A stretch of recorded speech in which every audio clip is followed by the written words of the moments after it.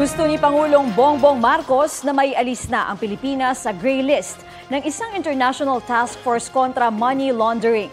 Kapag nasa gray list ng Financial Action Task Force o FATF, may mga kakulangan sa sistema ng isang bansa para labanan ang money laundering at terrorist financing.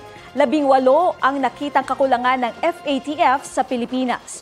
8 riyan ang pinapaayos na ng Pangulo sa Anti-Money Laundering Council ngayong Enero.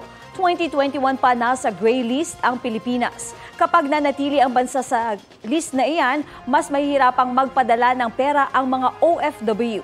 Posibleng maapektuhan din ang credit rating kaya baka mahirapang makautang ang Pilipinas sa pagpopondo ng mga proyekto at serbisyo sa publiko. Kapuso, para sa mga maiinit na balita, mag-subscribe sa GMA Integrated News sa YouTube.